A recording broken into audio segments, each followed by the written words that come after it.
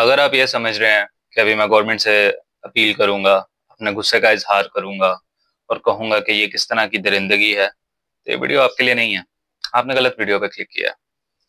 मसले का हल निकालना होता है, उस पर गुस्सा करके अपने दिल की भड़ास नहीं निकालनी होती। और मेरी भड़ास इतनी कम दर्जे की अभी नहीं है कि सिर्फ एक वीडियो में बोल के वो निकल जाएगी। आप सब लोग बात करते हैं फलस्तीन की, ईरान की, वहां के मुसलमानों की, कि उनका क्या हो रहा है। आप लोग एक बात क्यों नहीं समझते? ये जिनके सामने आप सब प्रोटेस्ट कर रहे हैं, जिनके सामने आप आवाज उठा रहे हैं, वो उस दीन के हैं ही नहीं जिनके लिए आप आवाज उठा रहे हैं। उनका इस दीन से, दीन इस्लाम से नहीं लेना देना, उनका दीन पाकिस्तान से लेना देना है। उनसे आप उनकी जबान में बात करेंगे तो उनको समझ आएगी। फरियाद बंदा उससे करता है कि जिसकी नजर से कोई चीज ओझल हुई हो और वो आपका सेम मेंटालिटी रखता हो। आप उसको बताएंगे ना तो वो कहे हाँ मेरी नजर से ओझल हो गया था, मुझे पता नहीं लगा, तो बात समझ आती है। मगर आप फरियाद ही उसके सामने कर रहे हैं जिसके अंदर उसका कोई इंटरेस्ट ही नहीं है, तो उसको क्या फायदा। मिसाल देता हूं आपको। ये जो सवात में वाकया हुआ, आप सब जानते हैं। कुछ कह रहे हैं 15 थे अफराद, कुछ कह रहे हैं 18 थे। 15 लगा लें। एक एक बंदे के पीछे 1-1 करोड़ रुपया लगा दें आप, कि एक बंदा बचाया 1 करोड़ मिलेगा। आपको लगता है अब हेलीकॉप्टर नहीं आना था? क्या फिर किसी बिजनेस टाइकून को वहां पे बिठा दीजिए, किसी आर्मी पर्सन को वहां पे बिठा दीजिए, आर्मी रिलेटिव को वहां पे बिठा दीजिए, लोकल MNA MP को बिठा दीजिए उस सेम स्पॉट पे। क्या आपको अभी भी लगता है हेलीकॉप्टर नहीं आना था?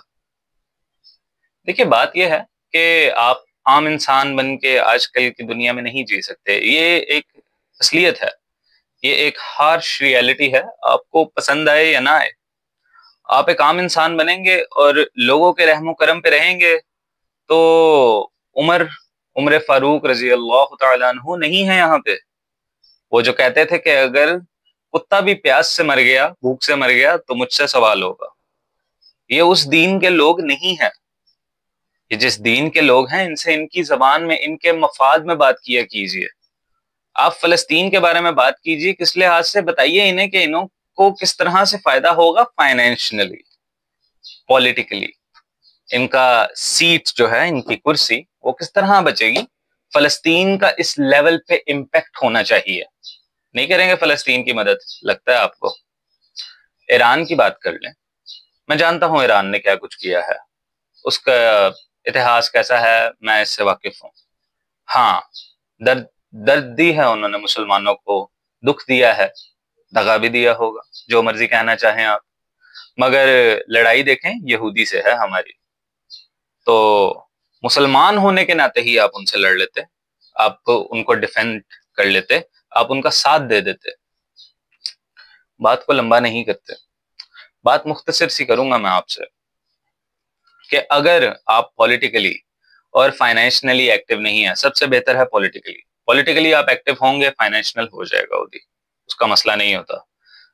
लेकिन अगर आपके कॉन्टेक्स्ट नहीं है, आपका असरो रसूख इतना नहीं है, तो आप मारे जाएंगे, और ऐसे ही लोगों के रहमो करम पे। आपके ख्याल से उस वक्त उन लोगों पे क्या गुजर रही होगी जो अपने खानदान वालों को अपने सामने बहता देख रहे होंगे। मेरे इस वक्त बहुत से इमोशंस, जज्बात बाहर आना चाह रहे हैं, मगर मैं नहीं लाऊंगा क्योंकि फायदा नहीं है। इमोशंस बंदा उसके सामने लाए जिसके सामने कुछ करने का फायदा हो। ये ये मरे हुए लोग हैं, मरे हुए लोगों को किस तरह के जज्बात दिखाने।